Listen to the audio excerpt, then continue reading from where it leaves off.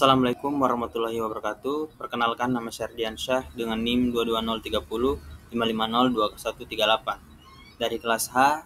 Pada kesempatan kali ini dalam mata kuliah Isu Mutakhir, saya akan menjelaskan bagaimana fase perawatan dan pengobatan serta tata laksana pada balita gizi buruk. Adapun tujuan daripada video penjelasan ini adalah untuk memenuhi tugas mata kuliah Isu Mutakhir yang diampu oleh Ibu Irma SKM MKes. Baik, langsung saja saya akan menjelaskan bagaimana proses fase perawatan dan juga pengobatan serta tata laksana pada balita gizi buruk. Sebelumnya kita perlu mengetahui apa itu gizi buruk. Gizi buruk adalah kondisi ketika asupan nutrisi yang diterima seseorang tidak sesuai dengan kebutuhannya, yang mana kondisi ini sering disebut juga sebagai malnutrisi yang ditandai dengan berat badan yang rendah dibandingkan tinggi badannya, menurut Kemenkes. Sedangkan menurut WHO, salah satu masalah gizi buruk terjadi akibat konsumsi makanan yang tidak cukup, yang mengandung energi dan juga protein, serta karena adanya gangguan kesehatan.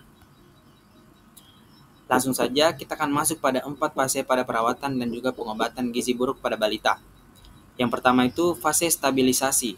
Ini adalah tahap awal perawatan yang bertujuan mencegah dehidrasi dan kadar gula darah rendah atau hipoglikemia. Biasanya berlangsung 1 sampai dengan 2 hari, namun dapat memakan waktu hingga seminggu tergantung pada kondisi pasien itu sendiri. Yang kedua itu ada fase transisi. Tahap ini adalah peralihan dari fase stabilisasi ke rehabilitasi dengan tujuan membantu tubuh beradaptasi terhadap peningkatan asupan energi dan juga protein. Adapun durasi fase ini umumnya 3 sampai dengan 7 hari. Selanjutnya itu yang ketiga, fase rehabilitasi. Pada tahap ini pemberian makanan ditingkatkan untuk mendukung pertumbuhan. Rehabilitasi bisa dilakukan baik dalam perawatan di rumah sakit maupun di rumah. Dan yang terakhir adalah fase tindak lanjut. Fase ini di mana pemberian makanan tambahan dilakukan untuk memastikan pertumbuhan lebih optimal menggunakan pemberian makanan tambahan dan juga pemulihan atau biasa disingkat PMTP.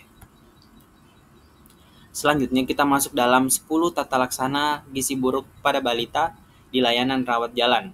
Yang pertama itu kita perlu mengidentifikasi dan juga diagnosis. Mengidentifikasi di sini adalah balita dengan gizi buruk melalui pengukuran antropometri seperti berat badan, tinggi badan, dan juga lingkar lengan atas. Yang kedua itu stabilisasi kondisi.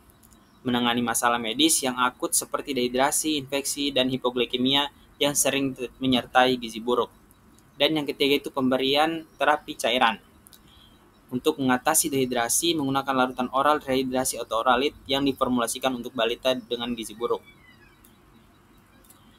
Yang selanjutnya itu ada pengobatan infeksi, yaitu seperti pemberian antibiotik sesuai kebutuhan karena balita dengan gizi buruk sering mengalami infeksi yang tidak terlihat jelas. Dan yang kelima yaitu pengelolaan makronutrisi, yaitu pemberian suplemen vitamin A, asam folat, zinc, dan juga mikronutrien lain yang kurang.